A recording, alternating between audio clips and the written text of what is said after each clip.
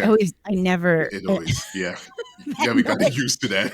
Yeah. We're like, whoa, we're here. It's like we came out of the vortex. I know. That was so We came out wild. of a portal. Okay. Hello, listeners. You are listening to What If Nothing's Wrong with You? I am Paula D. Atkinson. And I am Lisa KKs. And this is our friend and producer, Nameka. And we're still alive. We're still with you. It's wild. took a bit of a séjour. Oh, yeah. It's been a wild ride since January of 2025, but we're still here. We're all still surviving, and we're still here to ask the question, what if nothing is wrong with you and you are having perfectly valid responses to all of this insanity? Maybe the insanity is outside of you, and we're going to keep asking you that question. So we have some chit chat. We're going to talk about therapy terms today and the proliferation of people using therapy terms to just talk about the guy at the grocery store and how we feel about that and how to use them and how not to use them. But first, we're going to get into some chit chat. So Lisa, you wanted to talk about Squid Games. But I want to talk about the fake Squid Games or the reality show Squid Games where they don't kill you. Oh, yeah. Because my son is obsessed with Squid Games because of the cookies. You know, the game where you play the cookies and you die if you whatever they're called. I'm like, are they DeLonga cookies? What's it called? Talladega Nights. So many batches of those cookies, and they have contests, and then my kids they pretend to die. And then they go, player 451, you are eliminated in my kitchen. It's very fun. But Netflix has made a Squid Games. Yeah, they kill you if you get this cookie thing wrong. Squid Games is unhinged. I will never watch it. It's so disturbing to me. I'm barely making it through the reality show. Yeah. And Lucas, my youngest son, even the reality show, he's like, it's scary. It is scary. But they have paint pellets in their shirts. They don't die. They just paint goes off instead of. So on this one, so it's basically they've taken all these Americans. You can win $4 million, but it's otherwise the exact games from the Squid Games. And if you're eliminated, you don't die. So David was like, we have to watch this. And I was like, I guess this is fine. It has been the most socially fascinating thing. The concept of the Squid Games is socially fascinating, but so we have been able to talk about, so the one thing I want to say is just we've been able to talk about things like fairness, justice, people who cheat, ethics, because it's all about are you going to play ethically? Are you going to be a good person? Are you going to play to win? Is this RuPaul's Best Friends race? Yeah. Yeah. Totally. There's all things about, are you going to be in a group? Are you going to play alone? Alliances. Family relationships, power dynamics. We have had the most interesting conversations with my son while we watched it. We were constantly pausing it. Okay, what do we make of this? Wow. But what I really wanted to talk about, this is going to be a spoiler. So if you're invested, maybe don't listen to all of it.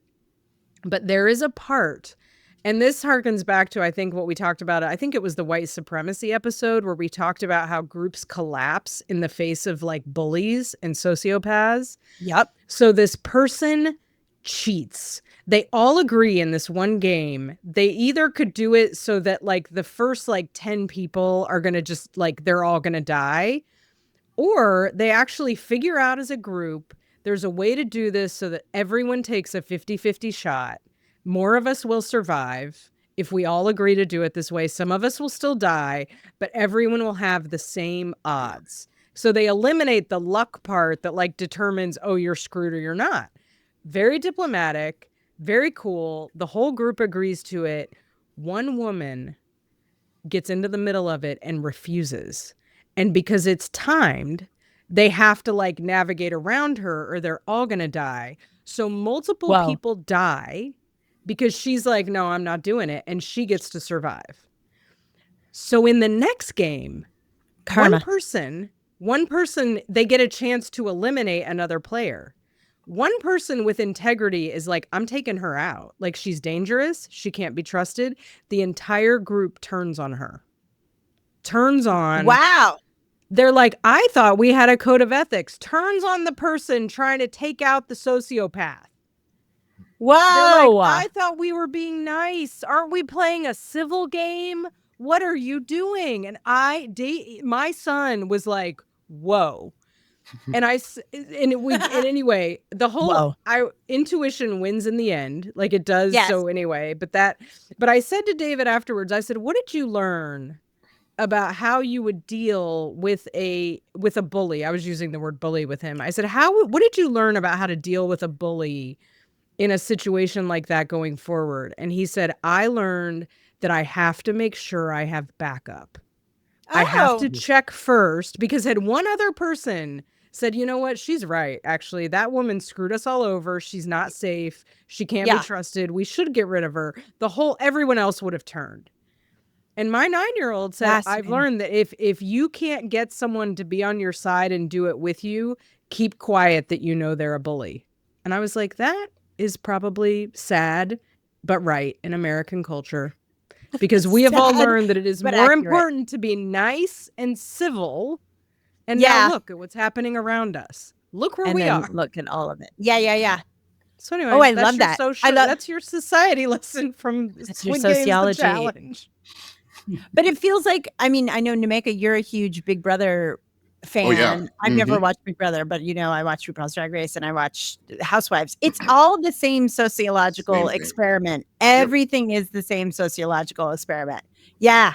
Fascinating. Because I love the reality shows for learning things, teaching I things. swear. You can learn a lot. You can learn a lot about people. I reject the premise. Like my father was visiting and he was like, I can't believe you watch these reality, because he's so above it and blah, blah, blah. I'm like, it's all sociology, bitch.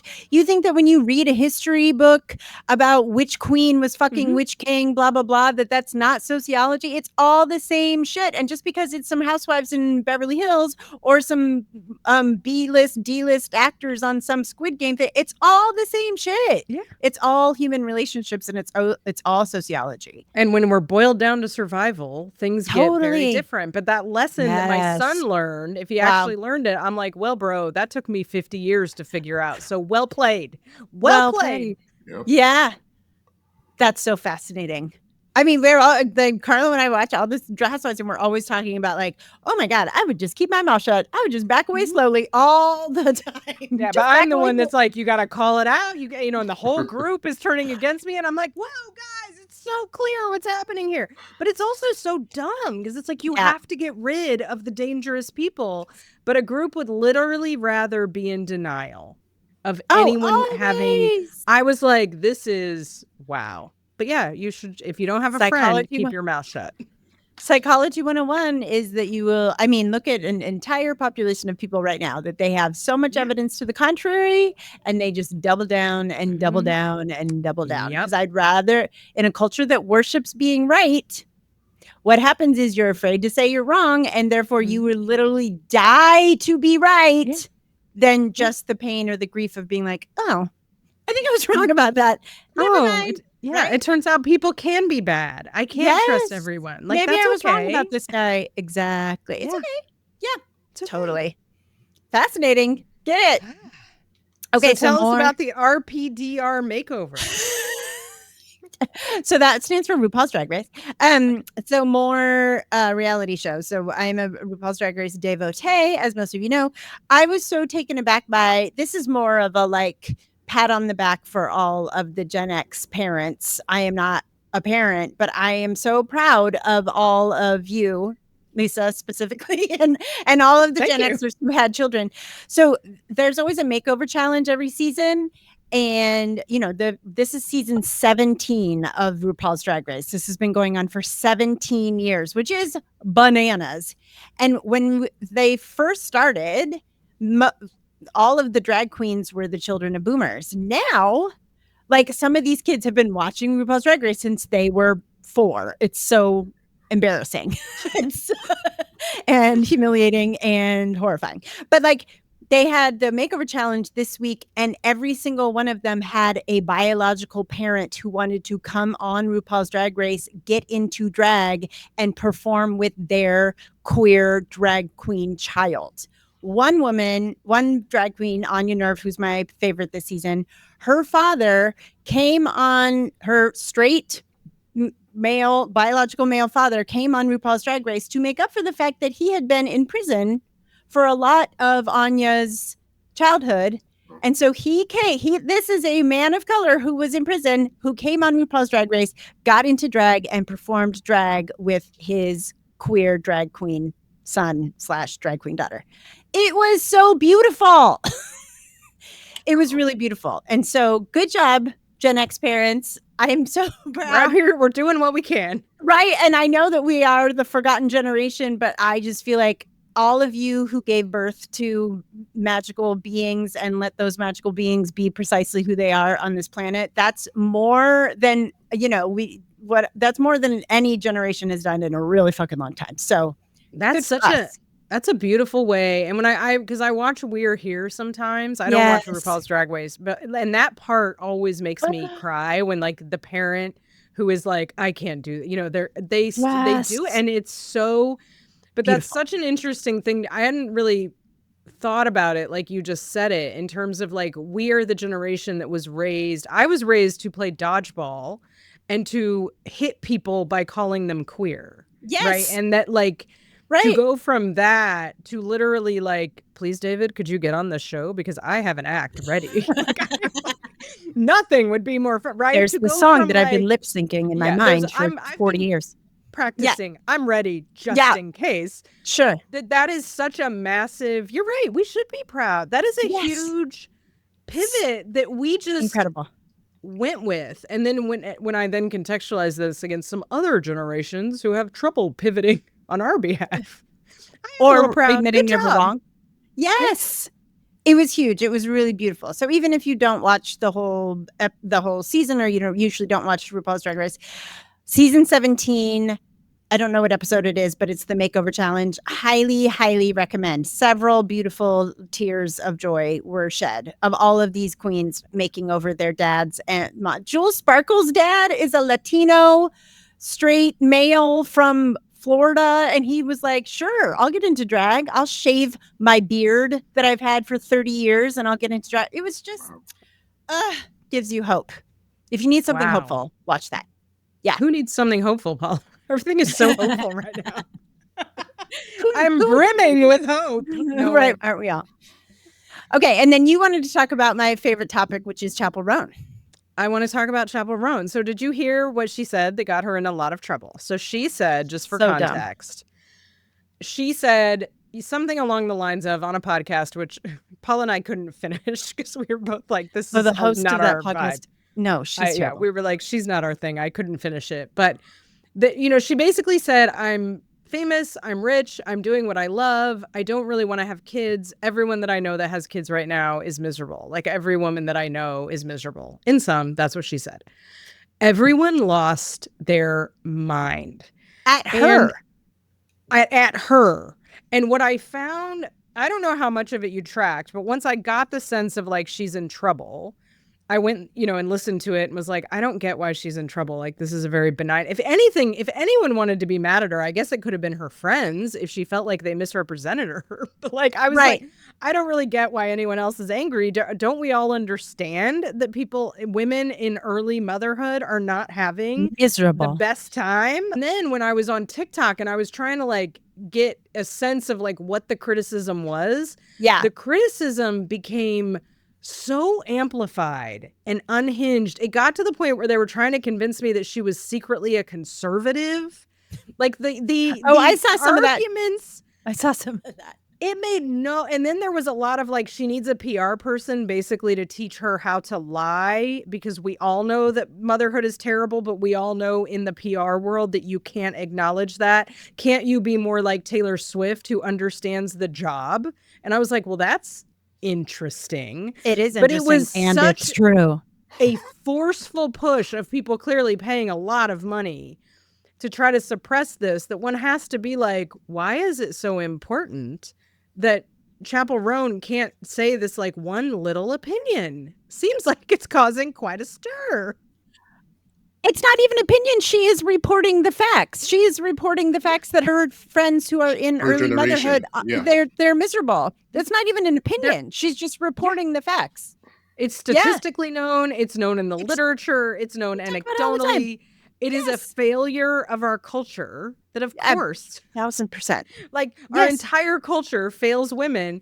And what I was listening to that I thought was so interesting was that it was so scary for the like establishment, whatever, because you can't take her down. You can't, like, she's queer. She's like, you can't say like, oh, she's jealous. She's like, she secretly wants a bit. She's just like, no, I really don't need any of this. And that is very scary because she's molding minds. And that this idea that like no one wants motherhood to be a choice. We need it to be an ingrained myth that nobody thinks about. And when you start hearing somebody like her, it's like, then you can make it a choice. Like, oh, some people aren't having the greatest time. I'm going to think about if that's something I want to do. Right. And it's evidently so terrifying that the entire, like everyone on planet Earth will just come after her. Yeah. Yeah, but I love that she's like, okay, well, if you don't want to buy my albums anymore, I'll go back to working the Dairy Queen. She's like Parker Posey. I'll go back to the Dairy Queen. Like, okay, fine, whatever. Like, yeah, I love that. I saw some of that like, I mean, we did this to Lizzo. We do this to every woman that they get really big and then we try to tear them down. That's what we do. But I love that they're trying to come for her. And she's just like, I'm just reporting the facts, ma'am. Also, go ask a mother. Go ask one. Yeah, right. I'm having the time of my life. She's lying. And you know why? The thing that makes me so angry about this is that because we see what happens to Chapel Rone, every new mother on planet Earth feels like I can't tell the truth about what I'm experiencing. I will be excoriated, which is the point. Yep. And it is dangerous for the mental health of women. It is why women get postpartum depression. It is like, it's why they individualize and think, well, I guess I'm the only one that hates this. There's something wrong with me. Right. Is because it's actually dangerous. Which is, it's infuriating. It's like, it's a difficult experience, guys. It's nuanced. People have a lot of different feelings about it. Like, I mean, I have different feelings about going literally anywhere. I could give you a nuanced take on my coffee shop. Like, of course. Much less motherhood. Well, it always reminds me of Jennifer Aniston, who I love, who, you know, I've always loved Jennifer Aniston. Sure, she's probably problematic, but like that poor woman, like everybody was up her ass to have a kid for years. Like, and she was just like, I mean, okay. Like she just took so much of the culture's forced motherhood bullshit on her back. And then, you know, then she had to be married to Brad Pitt, who seems like a piece of shit. So anyway, there was just so much. And it's like, but then let women do it. And I think she got kind of, I mean, I didn't really follow this that much, but I feel like she was sort of demonized and against Angelina Jolie who had like 17 children. I'm stealing children from other from people. Cambodia. I love them so much, which let's not even talk about the ethics of that for a minute. But like, then it's like, oh, Jennifer Aniston is this sad, you know, whatever woman. But I remember feeling like she was always painted like, oh, you don't want to end up like Jennifer Aniston. Like Brad Pitt breaks up with you and then you're alone and you can't have a baby because and now I'm like, damn, girl. The morning show is great. You seem to be having a wonderful time. But she was, I think, to young women and like, or women of our generation, painted as like the great, sad, cautionary tale. And I bet there was a PR machine. She was like, could we get some other PR for me? And everybody was like, no, actually, we can't. No one's going to give you another storyline, girl. This is it. This is all you get. Yeah. Yeah. Meanwhile, rich white lady Angelina Jolie is like, okay, let's talk about adopting children of color from other countries. From other countries with this abusive man. Anyway, I look forward to Jennifer Aniston's tell-all memoir if she hasn't already written it. And I missed it. She has not, but we will promote your book, Jennifer. We're all here day. For you. All day. I've always been her and Drew Barrymore, like forever. They can do no wrong. I'm sure they're terrible on some, but I just love them. Fine. The morning show is great TV. That's what I have It's great TV. Okay. So let's talk about therapy terms. So this episode came to be because one of my favorite podcasts that I have recommended to lots of people is called The Emerald. It is written and created by this man named Joshua, who is an artist. It is, if you want podcast that's art, this podcast is art. It's so beautiful, but it's real deep. You can't listen to a whole episode. And also every episode is like an hour and a half. It's just so gorgeously created. You might go into like a meditative kind of psychosis state. What are they? It's amazing. It's like all the music. You're like, whoa. Oh my God. I think I'm in a hypnotic state. Don't listen to it while you're driving your car. No, I listen to it when I'm walking. Oh my God. I listen to it while I'm walking and I'm like staring at the mountains and like there's hummingbirds everywhere and I kind of leave my body for a while. It's great. Yes. But he did one called The Revolution Will Not Be Psychologized. And it's all about a lot of what we talk about here about how psychology is a tool of the ruling class, is a tool of the oppression, is a tool of the establishment. And so when and then there was an article in 2022 in the New York Times called The Problem with Letting Therapy Speak Invade Everything.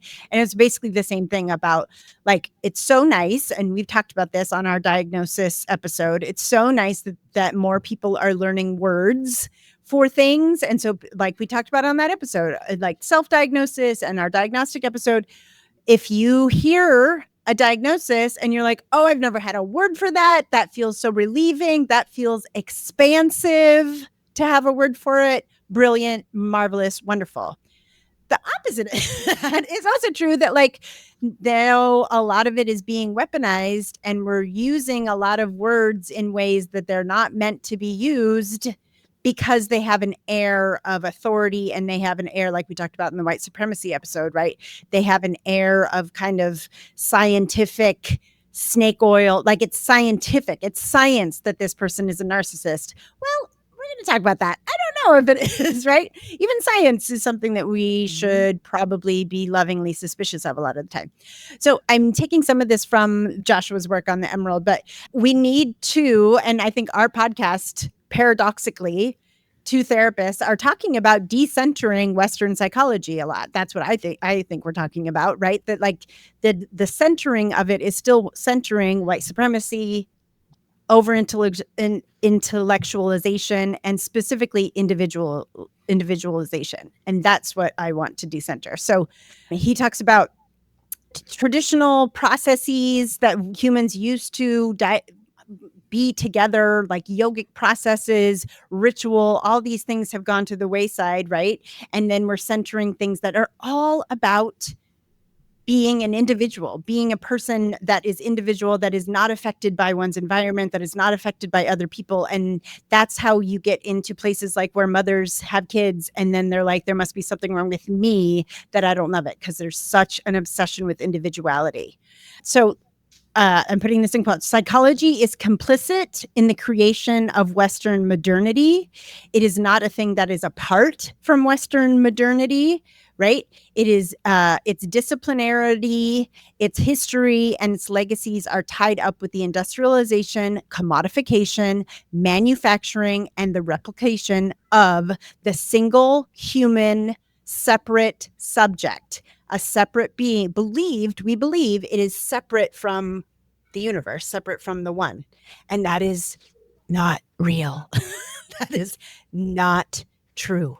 So we want to sort of get into this today because we're talking about like, I'm so glad that you have terms that feel good, like we talked about in the diagnosis episode, but also when we're overemphasizing these words that most of the time were made up by rich white men for rich white men, then we're losing a lot of nuance and we're losing a lot of beauty and we're losing a lot of acceptance and we're losing a lot of permission of people to just be whoever the fuck they are. Does that all make sense? Yeah. And one thing I would say that I ask myself now when I see, especially, I mean, now there's like new terms that people just invent. I know. We have some of those We're at the going to end talk for about funsies. But when I'm trying to decide like about a psychological term and like, do I buy it? Is it useful? The questions I ask myself are, and one of them I've learned from you and the work that you've taught me around diet culture is, first, is someone trying to sell me something? Is buying this diagnosis for me or someone else going to lead to me? Do they need me to buy something to solve this new diagnosis they've invented for me? Correct. The other questions I will ask is this term or idea a way of trying to convince me, particularly as a woman, to either stay married or to go, or for anybody to keep working, because Yes. most of psychology was pioneered Everything. to keep women Everything. working in the house and to keep Yes. men working And in the at factories. meaningless jobs. Like deviance Yep. was I can't work. So Exactly. you can kind of like use that frame and be like, if I buy this diagnosis and then I look at what they're offering as the cure, who does Yes. who profits from that? Right. And is it me? If it's Right. me, great. If it's Yeah. not, I don't care. Yeah.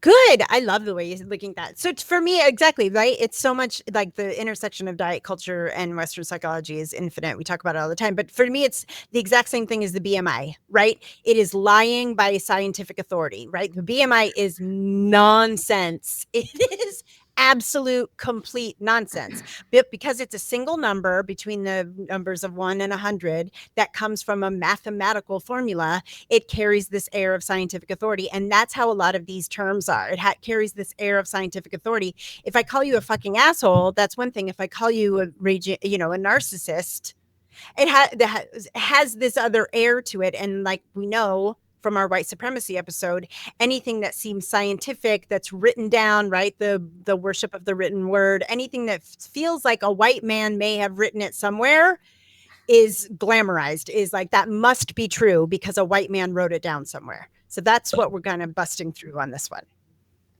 Yeah. Great. Okay.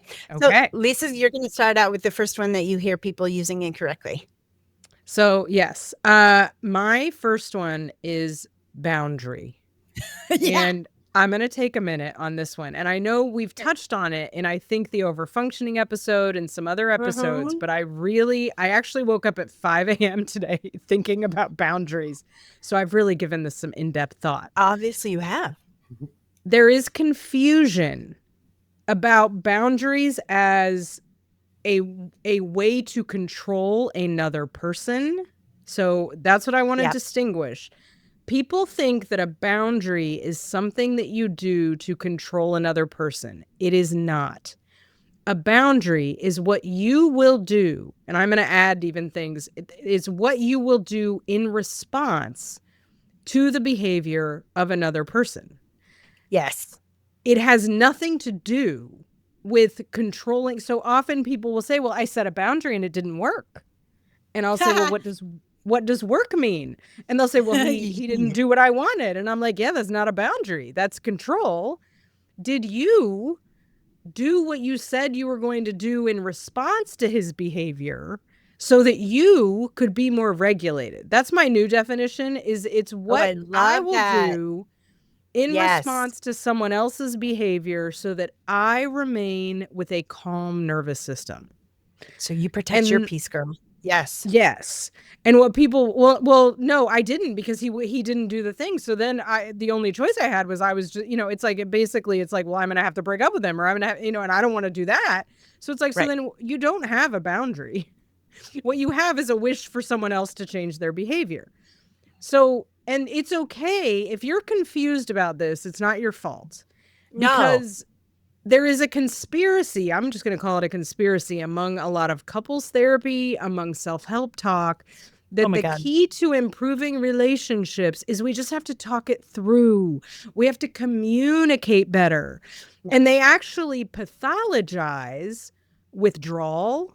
Yeah. They pathologize giving up on a relationship. They pathologize leaving. They actually pathologize, particularly for women, boundaries. Yes. So we get in our minds. So I have come up with some like very clear delineations and like ways you can know which, if you're doing a boundary or if you're trying to exert control. Love this. So boundaries are not an attempt to, the way that I view it is they're not an attempt to extract new behavior. I've been on a boundary journey for about 3 years in my house. Love. What I have learned is boundaries are only effective at regulating my nervous system, which needs to be the point. I used them for years to try to control my partner, and to no effect. It didn't work at all. It actually, you know what it did? It escalated my nervous system dysregulation, right? Because now I've set the boundary. And I was like, oh, so I had to notice, like, this isn't regulating me at all. Boundaries actually, I think, are only effective when they occur because we have accepted that the other person's behavior will always be what it is. Amen. The boundary is how we reflect and deal with, I assume this, if they change as a result, icing on the cake. Right. But I've essentially given up. Yep. And I'm going to talk about an example that I set in my house that's going to make people think I'm, a little out there, but I don't even care because I have a real regulated nervous system right now. But the other way you can know that a boundary is a boundary and not control is it's going to make you sad. You're going to lose something because it's going to indicate to you, I can't extract what I want. I can't have my way. And I have to realign my expectations. So instead of self-righteous rage and anger, which is what you feel with the coercive control boundary, you're going to feel sad and you're going to feel grief and you're going to feel loss. And anxious sometimes. Anxious. Totally. A boundary will make you anxious and that's fine. But after that, it should be regulating. And what I want people to understand first 10 minutes. Is about first 10 minutes. And also that the first day, it may not be that regulating. But 2 months in, it might be. Exactly. And that they're improvisational. So the other thing is people think they have to announce their boundaries. Stop announcing them. Stop it. It doesn't matter. No one cares. You might need to change it. So I'm going to give an example with me and David. He still doesn't know I'm doing this boundary. It's working. He has I don't know. He hasn't said anything. Husband David, I don't think he's noticed. Husband David, not son David. I do have boundaries with son David. They're different. Sure. But you don't need to announce them because, again, it's not about them. Nope. You just need to do it. So once you do it, then something new will happen. The person in my house, nobody notices. Or they might say, hey, why'd you do that? And you can say, well, anyway, we can deal with that in a minute. But the example I'm going to give is that, so in my house, it drove me nuts for about 8 years. My husband would not text me about 5 o'clock and tell me when he was coming home because his work schedule varies. Sometimes it's 6, sometimes it's 8, sometimes it could be 10, usually not 10. But like when you have little kids at home and you're trying to make dinner and I needed for my my system to know when are you walking in the door. So we did the whole couples therapy distraction nonsense for years where I explained why I needed this and he heard me and he had his feelings about it. And I worked with him to set up the timers and to do all the things. And guess what? I finally had to accept he was never, ever, ever, and still doesn't to this day, going to tell me when he was coming home. Yep. So I spent about a year raging and setting the controlling boundaries and the self-righteous and get same outcome in my nervous system. I was just getting sicker and more dysregulated and more angry and more unhappy. And then I thought, this is just a given. It's just who he is. Yeah. So I thought to myself, okay, what do I need to do to not be angry about this, to not be a victim of this? Amen. I don't feed him anymore. I don't hold the family's dinner schedule. I feed the boys when I want to feed them. I feed myself what I want to eat. We eat together. I don't ask if the boys call me and say, hey, can you pick up dinner on your way home? I do. I don't even ask David if he wants any. I don't care. If you can't text me, I don't care. And that's not you angry. Feed your fucking self. That's not like, and I'll show you. It's really like, it's evidently not important to you. So when he gets home, he feeds himself. And I honestly think he's a little sad about it. But I don't care because I'm sad about it too. I had envisioned a future of like family dinners and like, this isn't what I invent. That's how I know. Right. It's a real boundary because I was doing the whole like, you have to get home and we have to sit at this table and the kids have to sit at this table. And everyone was miserable and everyone hated it. Yeah. And now it's just like, oh, we just do our thing. Totally. That's the boundary. And I don't even know how he feels about it or if he's noticed. I didn't announce it. We've never talked about it. Amazing. I don't need to. And I'm not mad anymore. I'm very calm. My evenings are very predictable because I determine how they're going to go. Exactly. And that is a boundary. That you set.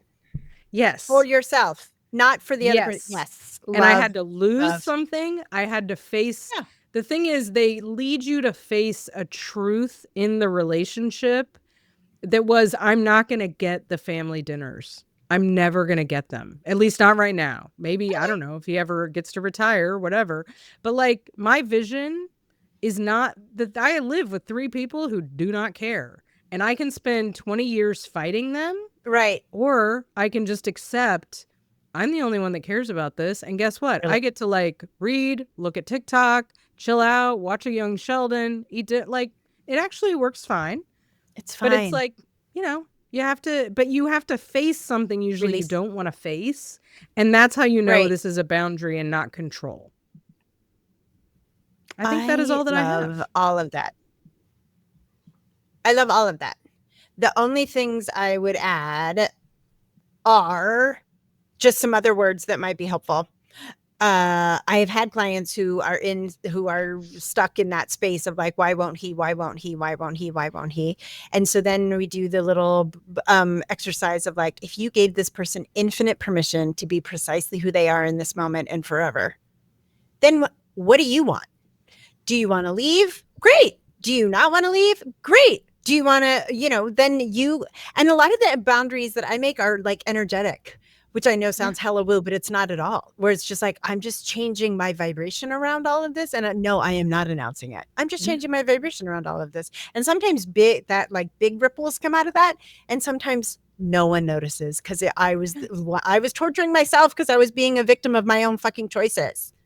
Yeah. Yes. And it's great. And sometimes, and Great. I think too, I like to say they're really improvisational in that if I had done this and found out, wow, I'm still not regulated. I'm not feeding him. I'm still not regulated. I don't know. It's like, then you might get to the point where it's like, I can't live with this man anymore. I mean, it's literally like, how far do I have to move the line? But it's not some arbitrary justice punishment thing. It's like genuinely asking yourself, how far does the line have to move for me to be regulated? Yes. And that opens up. You don't have to think anymore. You don't have to ruminate about it. It's just like, oh, that wasn't it. Okay, well, what other ideas do I have? Right. You let go of the obsession and the rumination around it too. You don't have to worry if it's right or wrong, if you're unreasonable. Oh, am I a bad person? Is he a bad person? Yeah. You can just be like, oh, I'm still dysregulated. I guess I need a bigger boundary. I wonder what that is. It took me about 2 years. It takes a lot of like creative work and reflection. It's not like something you just do. And that's part of it's like it shifts things around. That's okay. Great. I love that. It reminds me of In the Artist's Way when she says, you mean I have to do something to feel better? Yes. The answer is yes. You have to change something within yourself. Anne Lamott says all the time, everything's an inside job. Such bad news, but it's true. Okay. So my therapy term is I'm lumping narcissist and toxic together. I am so glad that we are recognizing that there are people with pathological narcissism in the world. That is absolutely true. That is a true statement. It's a lot to just throw that term around, like calling somebody toxic or calling somebody narcissistic all the time. What I have written here is like, a lot of people are just assholes, you guys. Like, it's not that deep. A lot of people are just deeply selfish. A lot of people are deeply self-obsessed. A lot of people have been taught that they always need to be in a state of competition, of comparison, but that doesn't mean they have a personality disorder. So, and also something that Lisa and I talk about all the time is in the United States of America, this deeply propaganded to empirical wasteland that we live in, everyone has these traits to a certain extent because it is white supremacy culture, competition, individualism, like we were talking about, the need to compare and compete for everything. That is white supremacy culture. So white supremacy culture, individualist culture, capitalism, patriarchal, those are all deeply narcissistic systems. So to say this person has narcissism, some people do. Some people absolutely have that. That is a personality disorder. It is real. But to say this person has it, meanwhile, not looking at the entire culture, which is so narcissistic and immature and patriarchal, right? So like to think about, this is something that I've had to think about for myself. Like there are toxic people, narcissistic people cause serious emotional harm. there are people in my world, in my life, that I would just rather not hang out with. They kind of suck, and they're not super fun, and the vibes are off, and their vibes are low, or their frequencies are a little low for me. No, thank you. But that doesn't mean they have a personality disorder. Assigning these terms, calling all these people toxic or calling all these people narcissistic, it's not kind. It's maybe even a little bit dangerous to just call everybody this. And I just feel like maybe, again, like, I'm so glad that it's in the zeitgeist that more people are recognizing that this is a thing, but to not do it within the framework and with the context that, like, we all are, because this is how we were taught to be on this planet, in this country, in this world, that makes me a little uncomfortable. Does that all make sense? And I'm going to bring up my, I'm going to move the outline around, because I think one of my terms was too needy or codependent. Oh, good. Go there. Yeah. And I think that, so They obviously, codependent just all like the our time. culture, teaches people to be narcissistic, individualistic. That is our culture. We completely diminish dependence. So dependence is pathologized. It is bad. Yes. I find it fascinating that we have something called like dependent personality disorder. I find that one riveting. But I think that it's related, people's wish to call someone a narcissist, or people's wish to have a label. Because I see this so much with women, where they're really asking me, is it enough if I say, oh, sure, you're whoever is a narcissist? What they're really saying is it justified for me to leave? Or is it justified for me to not like this person? Or is it justified for me to not say be no? their friend anymore? Right. Yeah. Or they're asking, is it never going to change? Because narcissism, by definition, typically is stable and it doesn't change. But I have to tell you, I find that I don't have a crystal ball. I can't, I find it very difficult. People have weird spiritual awakenings. So totally.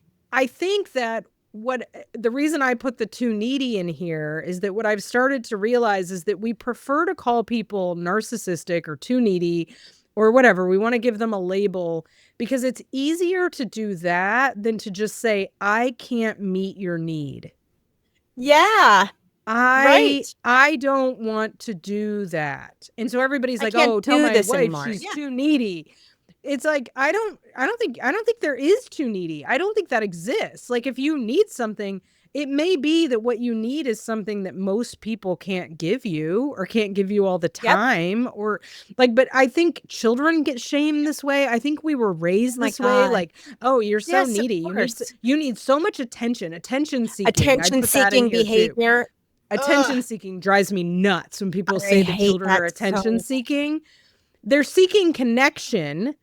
And maybe you can't give it to them all the time. Like, I've certainly had that experience where it's like, I can't give you the level. But I think we would rather put it on the other person than just say, oh, I can't do that for you. And I have found that, like, the more I can just say, like, oh, yeah, perfectly legitimate need. See why you want that. I'm not available for that right now, or I can't do that. Totally. But it takes a certain amount of, like, self-worth and confidence in yourself. And women get told all the time, you can't have your own needs. So then that makes that we can't have needs that then say to somebody else, your needs can't be met. Yeah. But I really think that's where a lot of the tendency to want to pathologize. It's like, I need you to tell me the need is not okay so that I know I don't have to meet it. Whether or not you meet the need, again, it comes back to boundaries. It all has to do with your nervous system and your capacity. Nobody else can tell you. And it's okay if you can't do everything. Yeah. But the whole motherhood complex would have us all believing, oh God, if you don't meet a need, you're the worst mother on the planet. I mean, whatever. It's so insidious. It's everywhere. But I think it starts with how mothers get blamed for literally everything, not meeting every need of their children. And that's why they're, whatever. But it's like, we don't need to pathologize. We can just say, like, I so get why you want that. I can't do it for you right now. Like, that's cool. That's okay. I love that. Also, people throw around the word codependent so much, and I'm like, I don't think that, I'm like in The Princess Bride. I don't think you say that word a lot. I don't think that means what you think it means. Right? Like, and it's also, I mean, I think within the awakening of psychology around patriarchal systems and white supremacy, like, I never use that word. I never use that word anymore. Right. And it's like, Great. And I Cool. suspect if I were to reread, I read Codependent No More, Melody Beatty. Codependent No More at the age of 12. I was that child that was like put an Al-Anon and given these books at the age of 12. Oh, weird. I'm a therapist. Right. Strange. But I suspect if I reread it now, I'd be like, wow, this is a bunch of patriarchal BS designed to get women to... Patriarchal nonsense. I mean, I know it was all about like setting boundaries, but I'm like, I bet there was something insidious. I'm totally saying something out of school. I don't even know. But I do think it did a lot of harm in the addictions world too. And then I think I've done harm using that framework of like, the only way to cure an addiction is to set a boundary and tough love. And like, I don't think any of that. I think it's done a lot of damage. This idea of like being too needy, as I sit with people that have shame about all their needs. I mean, I know I had a client who just started, this was back when I lived in DC, who just started going to CODA meetings, which is Codependence Anonymous. And she would read me some of, or tell me some of the shit her sponsor said. And I was like, no, there's nothing wrong with you. You're fine. I don't know. If you're getting something from these meetings, then fine. But like, sweetheart, there's nothing wrong with you. There's nothing wrong with your needs. You're fine. Maybe you just need more people in your life. Maybe you just, my thing I said twice today already. So it's the third time. Before you diagnose yourself with anything, make sure you're not surrounded by assholes. Like maybe you're fine. Yeah. Okay. So this is one that I would love. I love that the Gen Alphas say this all, and the Gen Zs and the tender queers say this a lot, but everybody, can we just calm down? Triggered. I'm going to sound like such a boomer on this one. You kids are triggered by everything. But like, now you're triggering the kids, Paula. Now they're triggered. Okay, everyone. So first of all, I hate this term because it comes from guns and I hate everything that has to do with guns. So I never say triggered. I only say activated. Okay. Activated has such a more expansive, morally neutral vibration to it. You could be activated. Your happiness could be activated. Your trauma could be activated. Your boner could be activated. Like, it's just so broad. So that's why I like it. So it's become very usual. It's become usual on TikTok, etc., to use the word triggered to describe how outraged or maybe even surprised someone feels. But in its purest form, like the psychological term triggered refers to being reminded of a traumatic event. So and then it would be followed by like either flashbacks or thoughts of self-harm or a panic attack, like an actual trauma response. Not that I'm not trying to diminish anybody's experience. I know being alive in 2025 is a constant trauma response. I recognize that. Well, but being angry is not, yes. What you're saying is being angry is not being triggered. And it's getting misused. Yes. Yes. You're just angry. And that's okay. We don't need a justification. You can just be angry. Yeah, but that's the thing. Like, you don't need this air of scientific authority. What I want is, to stop using these terms so that everybody can just be pissed off, or just say that guy sucks, or just say, like, we don't need to reinforce this idea that if a white man wrote it down, then it's real, right? Like, no, you can just be pissed off. That thing said can just be, or you can be activated.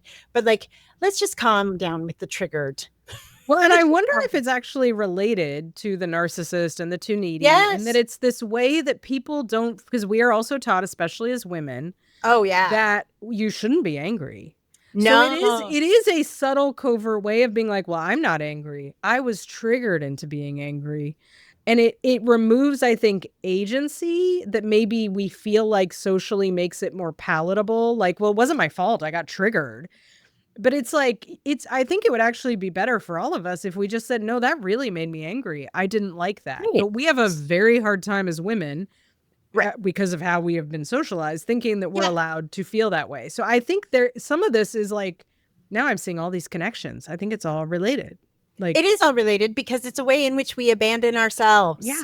Because you're justified because the feeling exists. Because a white man wrote it down and therefore I am allowed to feel this way, instead of not abandoning myself and just being like, I think that guy sucks. Or I think what you said was fucked up, right? Like, just owning it. And it's just, you don't need some like ambiguous white supremacist scientific authority to say you're allowed to feel this way. No, you're allowed to feel that way because you do. Yeah. And I think you will feel more, I think we will all feel more regulated, strong, with more agency if we can really own like our feelings. And like, I don't like that. That's what they needed on the Squid Games. We needed more people being like, I didn't like that you cheated and 3 people died as a result. Right? That's what nobody was doing. Nobody's willing to just say that sucked. That sucked. Yeah. That sucked. I didn't like that. I want you to be out of this game. Goodbye. Yeah. And that leads to your next one. So this one makes me so sad. So I wrote this down. I have it written down as depression versus heartbreak. So when I hear people talk about, especially like, I was sitting with somebody who was describing a deep, deep loss, like a central figure in their life. And the way they described it was, well, and, you know, they died, and then I was 8, and that's when I got depressed. And I was like, were you depressed at 8? Or were you heartbroken? Grieving the death. Yes. Because, and I think there's almost this way that we have like, and I say that to people a lot. I'm like, were you depressed? Which again comes back to that, like, it's more palatable. It's like a symptom. It's not me. It happened to me. Diagnosis. As opposed to like, you were heartbroken. You were grief stricken. You are grieving. You were devastated, because depression, remember, depression is I'm not even gonna, whatever. We all know, we're all feeling it. It's 2025. It's a conflagration of symptoms that occur and they have no context. That's the definition. It's like, you can't say like, why am I depressed? It's like, the sun is out. Okay, in 2025, we're not really depressed. Actually, we're responding to real things. I take it back. Valid, but you're kind of going, my life is fine. The depression doesn't really make sense, right? Heartbreak, grief, being devastated, being disappointed. These are normal responses in reaction. Yes. Tragic loss. These are things that happen in response to something, and they make sense. I'm not going to give you a drug for that, or be like, it's like the whole, what's that thing where now there's complicated grief, and if you have grief for too long, we're going to diagnose that. But it's this way that people like have been taught to pathologize things. It's almost like when people are, you know, they're like, oh, I have anxiety. And it's like, well, is there actually a lion in the room? Let's check. Because if not, you're afraid, and you should be afraid.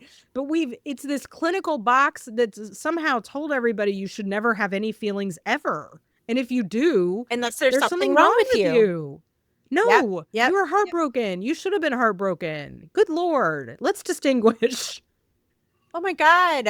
I have someone in my life that their mom died. And so they're like, well, maybe I'm depressed. I'm like, it's called grief. No human ever has not. Sad. Did you yell at them? I did. I was like, you're sad. We are insane. Our culture is insane. Dude, your mom died like 2 months ago. I think you're just in grief. There's no human with every existence. All the federal workers are like, I don't know, I got a job a week ago. Why am I not fine? And I'm like, because what? Also, your job is supposed to make you feel better? Oh my God. Right. But like, also, like, you just went through this. It just happened. You haven't even, it's happening around. What?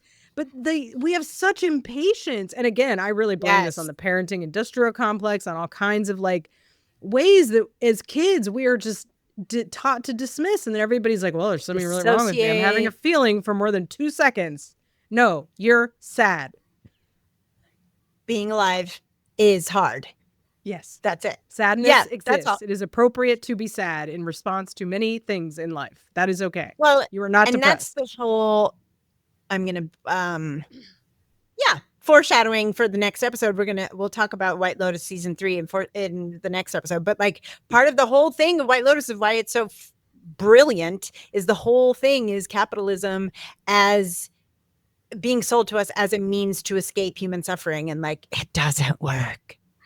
It doesn't work. You don't get to be alive. It works in reverse. It causes it. It causes it. And then it charges you to fix it. Exactly.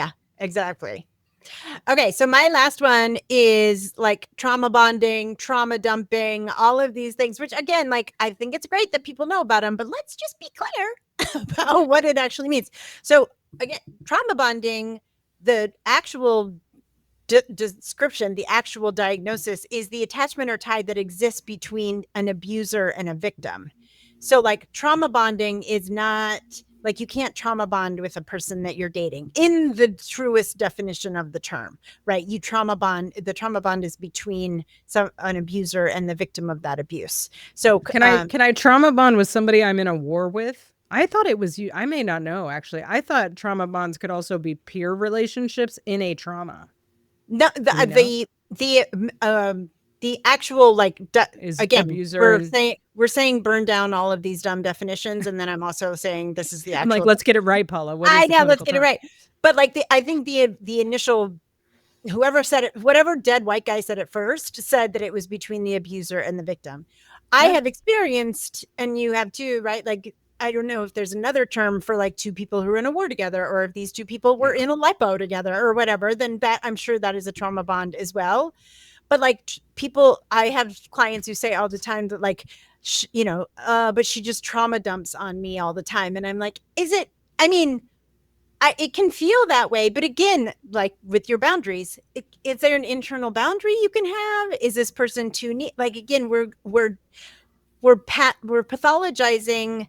Like maybe this is somebody who really needs to vent. And that doesn't mean that you have to be the person they vent to. I'm not saying that like you have to just take it, but like you are diagnosing them with something or giving something a very scientific term when maybe you just don't want to listen. Or maybe they just are always venting to you. You know, it's like, so it feels like everything that you and I are saying, Lisa, over and over is like, why not just tell the truth of your experience rather than pathologizing everything people are saying or doing, everything you're doing or saying? How about you never abandon yourself? And how about you just tell the truth of your experience without having to legitimize it with some big dead white guy term? Yeah. And I have heard therapists, I've seen therapists on social media be this person was really like whatever pathological because they came into their first session and trauma dumped. And I've been like, isn't at the therapy session? Yes. I'm like, isn't that the bitch? That's your job. And then the comments would be all these therapists, and then the comments would be therapists fighting about whether or not that was pathological or the job. And I was like, well, this is a world. This is just a world. You don't want people to trauma dump on you. You might be in the wrong profession. Well, and can you imagine reading that as like a potential therapy client and being like, well, let me not go in and like be too disturbing. I mean, people are already trying to take care of me too much. I'm like, you're paying. It's fine. And it's like, you're already trying to get people to let go, and somebody being like, oh, well, the therapists don't like it when you come in and tell them all your trauma. Well, good Lord. What are we doing? Okay. What am I doing then? Well, but this is why you came to McDonald's and you wanted French fries. Can you imagine? How dare you? Oh my God. I mean, I have a path. I'm pathologizing that therapist. I have some diagnoses for that therapist, but I'm not saying those out loud. That's going to stay on the inside. Okay. So we thought it would be fun. Lisa and I are always sending each other back and forth made up diagnoses that mental health professionals literally just make up, turn it into a diagnosis, and then are like, I have to teach a workshop about it. By the way, this workshop costs $50,000. So these are some new ones that Lisa has found, which I love every one of these. They're ridiculous. Okay. So you can attend, I believe it was a 2-hour CEU workshop on, this one is like so funny. It's so double level. Pathological. And actually, one of these terms is a good term for people to know. Not everybody knows it. I think the therapists think everybody knows it, but they don't. So we'll do some education. But pathological ambivalence. That describes me. I am pathologically ambivalent. Resistance as ambivalence. So, bitch, what? What are you talking about? So resistance, there's always trainings on like resistant clients, which basically means like, I can't as the therapist get them to do what I want them to do. It's like, maybe you're not checking on what do they actually want out of therapy. And a lot of people do want to pay you to not change. And that's okay. You can actually take a little break and have some fun with the people. But But ambivalence is a good term for people to know, because I do think people don't know. I didn't know till I started therapy that we have ambivalence inside of us, like about like, do I want this or do I want that? It's Daniel Tiger says it's having two feelings at the same time. Amen. And, you know, but yeah, pathological ambivalence. So they mean this as somebody who's like, I want to quit smoking, but I don't. But I want to quit smoking, but I don't. But the way the thing was phrased was like, it was such an attack on the therapist. And now we're going to call it how to fix and blaze through pathological ambivalence. You guys, we're crazy. There are so many more charitable ways to frame pathological ambivalence. But I'm a 12th house Aquarius, so I am pathologically ambivalent because I'm always like this, and maybe this, and maybe, I don't know, maybe this, maybe a little bit of that. I don't know, whatever. Like, I am pathologically ambivalent. But like and you and I have talked about this in terms of like, I think our first episode where we talk about like, you guys have to know that a lot of mental health professionals are trained to like pathologize everything that comes out of your mouth, and everything that comes out of your mouth is an indication that you are deeply pathological. And so like, this is just like, okay, well, a lot of times all day long, what I say to clients is like, and you feel that way, and you feel that way, and you feel that way. Okay. Think these are therapists that are trained in like the 8-session model, and they're annoyed because the client, these are therapists that basically are diagnosing their own annoyance and not being able to control the client. And then why isn't the client doing offering strategies? Yeah. Right. These are controlling moms who are also therapists. Yes. Okay. Here's another one. I'm going to ask our listeners, and you can diagnose yourself. Do you feel, and then we'll try to also guess who we think this might be benefiting and who it might not be benefiting. Okay. Do you feel like your partner always does things wrong? Do you feel like your partner never just gets it? Do you feel unappreciated? Do you think compliments will inflate their ego? Do you feel more like roommates than lovers? What do you think? Who does this sound like this is set up to benefit, this diagnosis? Like, who do we think this is?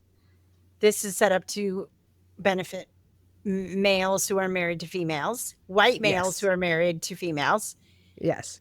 And also it's trying to convince people married to people who, or partnered up with people who are not paying attention, to just deal with it and just like get over it, and that you want too much, and that you don't like your needs, like you were saying before, that your needs and your desires for someone to fucking pay attention to you is too much, and you should just deal with it. Yeah. Or you have appreciation deficiency disorder. And and I was like, wow, that's every woman on the planet. This is so written for every married woman on the planet. Straight woman, yes. Who has, and do you know, Paula, that the way that you get more of what you want, do you know what the treatment is? Can you guess? Probably just shutting up and appreciating your partner more. You have to appreciate them more. Because then they will do more for you. But I know what couples therapy modality this comes from, because I was put in it. I did. And I was trained in it. And guess what? That doesn't work. Telling men that you appreciate them more results only in them feeling better about themselves and doing less. I've tested it in my house. He's like, I'm slaying this whole being married thing. You can pay a lot for these books and these trainings and the therapy. Anyway, I love that one. And then also, do you think, Paula, that our society has a problem with stress addiction? Why do you think CNN exists, or Fox News exists, or TikTok exists, or any of these? Yes, of course. You might even have it, because their symptoms are endlessly doom scrolling, chasing drama, fixating on negativity. Like, we all have it, and we need to pay for this course. Anybody who is awake right now, literally anyone who is a conscious human being at this moment. Okay, so we all have stress addiction. I mean, it's a great marketing tool, because good Lord, we all tool. need it. I'm like, are they just taking the population and being like, what is everyone feeling, and then putting it in a diagnosis? Right. Do you have stress addiction or are you in a coma? Those are the two choices. Are you in the United States? Are you in the planet right now? Do you live in a remote island? Yeah. What? I was even listening to somebody on TikTok was talking about they went to get their autism diagnosis. And they were saying, the person said, oh, I think you have symptoms of depression. And the person said, like, I really don't think I'm depressed. Like, I don't have like super low persistent moods, like blah, blah, blah. I do have responses to like what's happening in the world. Like, and I'm, extremely stressed. And I think have reactions to that. And the person wrote in their report that they had like paranoid thoughts and delusions of a negative. It was like the most psychobabble kind of thing, and it was literally because she'd been like, I'm sad about what's happening in the world, and the person had framed it, who evidently is one of these toxic positivity people, not that we say toxic, but yeah, that's how it was framed in her report. She was like, I can't believe this, like, oh my God. And yeah, I'm paranoid because of a fascist government takeover. Because you can't have Paula, as we discussed, you can't have negative about feelings. Things actually happening. Everything is a symptom, because then we have to cure it. Right. You have to pay me to cure it. Right. And then I can cure it because you alone yourself are a lone island, and you alone can be sane and happy and fulfilled constantly, regardless of what's going on around you. That is the promise of Western psychology. And it's a scam. It's a scam. It's a scam. Yeah. Buyer beware. Okay, great. So if you know of some therapy terms and you want to know what the hell does this actually mean, because I hear people say this all the time, please send it in. There's like borderline personality disorder. People throw that around a lot. People I mean, I watch The Housewives. So like those women throw around so many psychology terms. They are diagnosing each other left and right. And I am diagnosing them as well. But yeah, so if you have some that you want Lisa and I to take apart for you, you can. If you think we're wrong and insane about any of this, let us know. You can always if you've invented your own term, we would love to know about it. Yes. Pathological ambivalence. I have pathological, I don't know, need for sleep, need for rest. I have a pathological. Do you have pathological menopause? I have pathological menopause. I have pathological love for my bed. I love my bed so much. Did you see Tina Fey was on? Are you a bed addict, Paula? I am a bed addict. We need to have an addicted to intervention. Yes. To get you up. Tina Fey was on Amy Poehler's podcast, and it was the most magical thing I've ever heard. Tina Fey was like, from the moment I get out of bed, I'm dreaming about getting back into it every day. And I was like, yes, spoken like a woman in her 50s. Yes, absolutely. All right. Thanks, listeners. Again, if you have any questions or you have an idea for an episode or questions for some middle-aged white therapy ladies who think that their profession is all a scam, then let us know. And we'd be happy to answer those questions for you. And please take ragingly, unreasonably good care of yourself amidst all that is going on. Don't look at all of the stuff all of the time. You can't know what all the rich white men are doing all the time and be sane. Don't be a stress addict. Don't be a stress addict. Don't be a stress addict. Don't be a stress addict. Thanks, guys. See you next time. Bye.